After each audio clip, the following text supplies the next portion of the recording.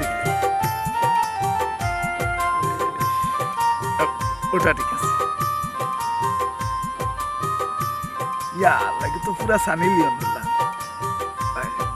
ও ঠিক আছে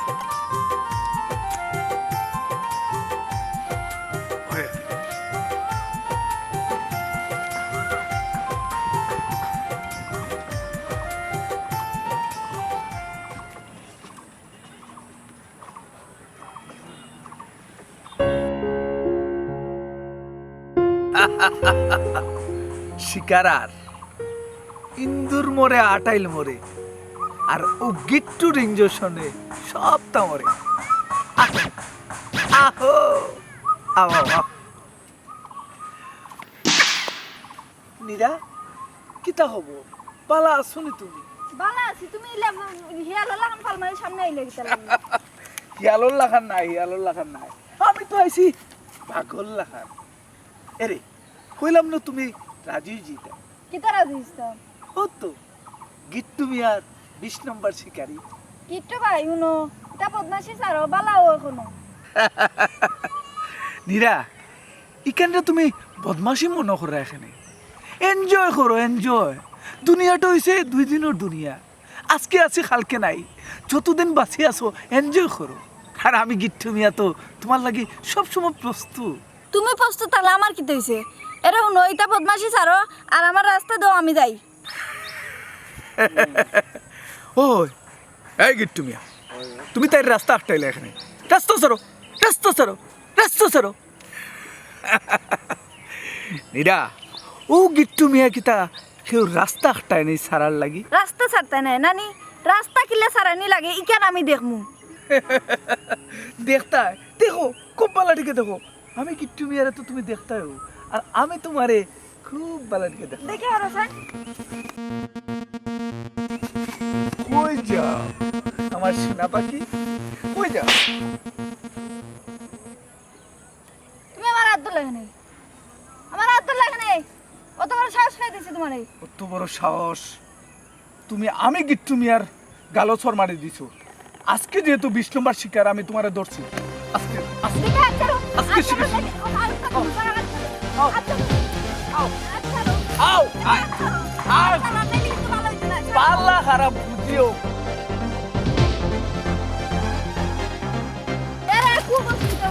অসুবিধা আমি বুঝবো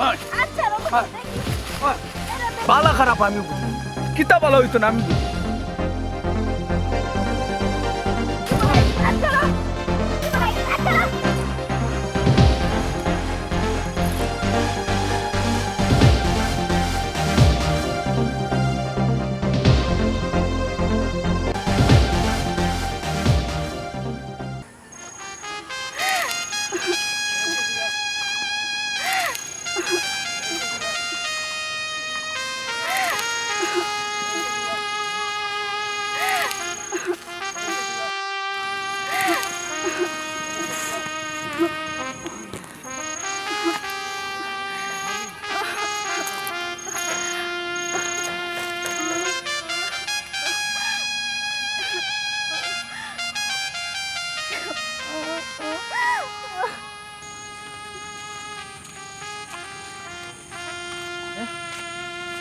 ওটি নীরা নানি ওটি কি দেখছি তোমার তুই কি অবস্থা কই থেকে এই রাইবা থেকে হ্যাঁ খান্দোস খানে আর আর এই কি হইছে অবস্থা শরীরের কেমন হইলো রে মাতো গো বেটি মাতো হ্যাঁ ওয়াল্লাহ এই কি কাণ্ড দেখলা এত অবস্থা পালা না এই কাম খান কে করলো ভাই ফুরি সাবধানে চলার দরকার বা ফুরিন তো এই কিতা হইল ফুরিয়ে তো কইতেও চান না একটু সরমর ব্যাপার বা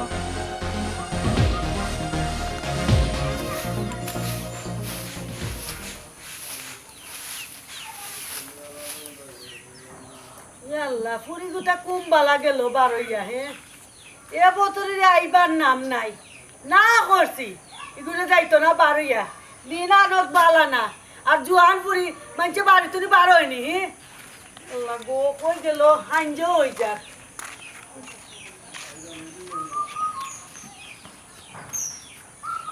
বেটি তুই এই সুরত কিতা লাগি হ্যাঁ এই বুড়ি এই তোর এই সুরত কিতা লাগি এই উসান কি তো হইছে তোর হ্যাঁ কি অবস্থা এই বেটি কি তো হইছে তোর হ্যাঁ হ্যাঁ বস্তা কি তো হইছে হ্যাঁ আম্মা গো আমার সর্বনাশ হয়ে গেছে গো খেয়ে কিতা করছে ও সীতাই বুড়িরে খেয়ে কিতা করছে নামটা খালি কো একবার কো খোস্তানে খেয়ে কিতা করছে আম্মা গো আমি রাস্তা কাট দিয়ে যাই আমার গিট্টু রাস্তা চাই আমারে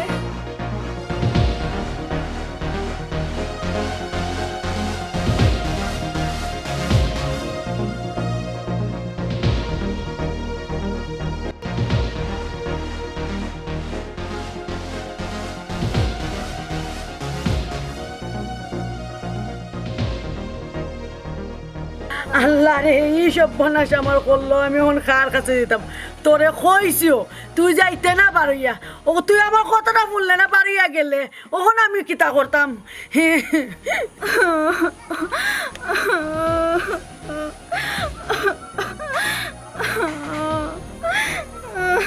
আল্লাহ গো ওখান কিতা করতাম থানা পুলিশের কাছে যেতাম না আমার মান সম্মান যাইব ওখান কার কাছে যেতাম তফুর লিবার কাছে যাই আর তুই গরো যা আমি দেখি কোন একটা ব্যবস্থা করা যায়নি যা গরো যা রাত পর্যন্ত কেউ রে দরজা ডাকলেও খুলিস না বুঝছস নি আমি আই আল্লাহ গো আমি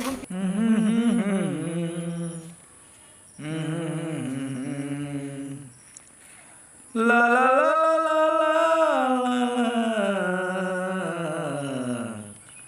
লা লা লা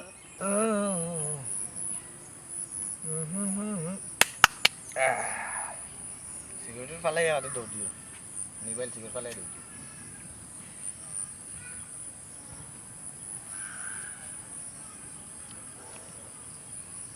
কেউ ভালোবাসে না আমার অত দিন যে গেল আরে কুকিল তুই ডাক রে আমার জীবনে কুকিলের শব্দ আয় না।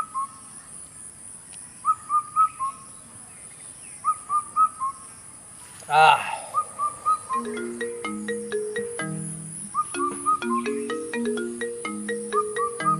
ওখন আবার কি বিপদ হোক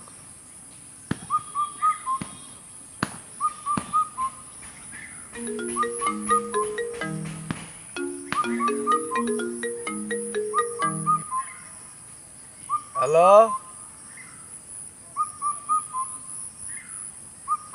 ওই গিট্টু মিয়া কে ওই আমার বোন আমার ছোট বোন কিতা হয়েছে কোন বিয়া শাদি তা ধরতে পারতাম না হ্যাঁ আমার বোনের লোকে কার ফুয়ার এত বড় সাহস রজবালের ফুয়া আমার বোনের ইজ্জত নষ্ট করছে আজকে কি দেখো আল্লাহ আল্লাহ বই আছে দেখ আল্লাহ আল্লাহ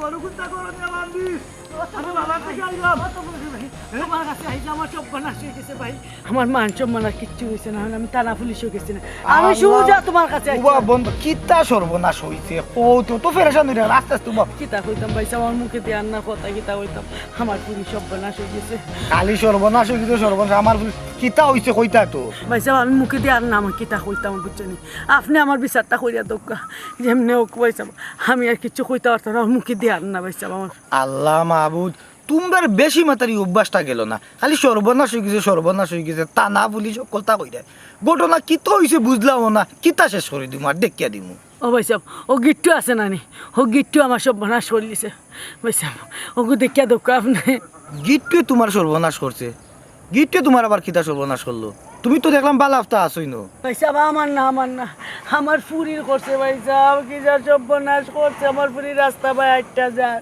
আর জঙ্গল নিয়ে টাকি আমার পুরীর যে সর্বনাশ করছে ঠিক গো বন্ধ করো বুঝছি